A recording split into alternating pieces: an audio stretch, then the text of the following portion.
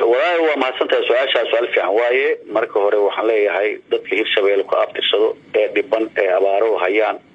ee duruufaha hayaan amni darada hayaan ee socod laanta hayaan inaad iga salaan iyo walaalnimo iyo helnimo waxaan leeyahay waxa dhibaatada jirto oo dadka maamulka sheeganayo yani wax ka qaban waayeen oo iga hayso waa ka xumahay waana idinkaga cudurdaaraya insha Allah ta'ala waqti wanaagsan iyo dad wanaagsan ay heli doontaan iska dulqaata waxa dulmiga ah hadda meesha ka jirane iska diida sidaas aan leeyahay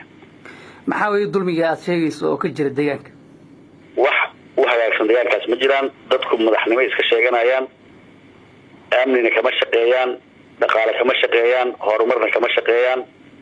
waxay rabaan igu sawir mashaariic in UN ka qaataan World Bank intay tagaan meelaha yiraahdaan waa heshiisanahay wax heshiis ah oo Hirshabelle oo ama international community wax macaawina iyo wax horumar oo loogu dhiibi karo maamulka hadda jira maana aamin iyaga intii laga helayo dadkaasi aysan wax u dhiibin dadku wax ma gaaraan wixii macaawina loogu dhiibo ma gaaraan wixii dhaqaale loogu dhiibo ma gaaraan wixii horumar loogu dhiibo ma gaaraan dawladda federaalka iyo hay'adaha deeqbixiyaasha waxaan u sheegaynaa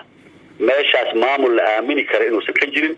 oo ummadda Hirshabelle wax lagu dhiibi karo dawladda ka jirta oo madaxweyne ku xigeen oo gala wasiir iyo baarlamaan leh waxa loo dhiibay dadku lagu celin waayay aad leedahay aamin ma ahan maxaa way mudan labadii sano ee soo dhaafay dadka horta maamulka meesha ka jira adiga maamulka jiro waa dad xoog ku keenay faadiyaasiin farmaajo dad ummadda dooratay ama aamintay ma ahan asiyay hadda waxii loogu dhiibay labadii sano soo dhaafay rekorkooda waa haysaa adiga caalamkooda waa hayaan wax ay ku qabteen ama horumar ama amni ah ma jiraan marka waxaan leenahay dad qof jeedkiisa inta laga shaqeyn lahay dadka dawladda federaalka iyo dawladaha deeqbixiyaasha iyo caalamka waxaan leenahay community meesha ka jiro iyo odayaasha wixii la qabaa lagu wareejiyo meesha maamul la aamini karo iyo wax madaxoo la aamini karo oo jooga ma jiraan ma waxa jiro waxaad ogtahay oo la rabo in Hirshabelle la geeyo maxaa waqtigan ku soo beego hadalkaaga wax badan waxa la wixii macaawino loo Hirshabelle ku socda ama haadana macaawino ama haadana horumar waxa lagu qaataa xamar ayaa lagu qaybsadaa wax gaara dadkaas ma jiraan ama ha ahaato wax oo muuqdo la arki karo ama mashaariic horumarinadooda dadka loo qaban lahay ama mucaawinooyinka iskadida kale la siiyo mid gaara ma jiro wixii yimaada xamar lagu iibsadaa wax marka dadkaas loogu dhiibi karo ma jiraan hay'adaha caalamiga saatan u sheegaynaa dawladda federaalka oo madaxweyne xashin raadkeen saatan u sheegaynaa asaguna waa og yahay waxa meesha ka jiro ma Hirshabelle oo dhan baa mise waa dhibaato haysata hal gobol ma waa Hirshabelle oo dhan way ma jira wax dadaal ah oo arintan lagu xalinayo maadaama maalmahan ay soo tarayaan qayla dhaanta iyo khilaafka maamulka waa dadaalo aad ogtahay siyaasi oo socdo ma jira aad iyo aad u mahadsantahay waa su'aal muhiim ah waxa jira dadaalo oo dadka dhaqanka iyo odayaasha iyo siyaasiyiinta iyo waxgaradka ay isugu yimaadeen waxa la wadaa in hadda maadaama hadda dadkii aan maamulkii aan la aaminsanayn awaara baan ay jiraan colaadna ay jiraan duruuf adagna ay jiraan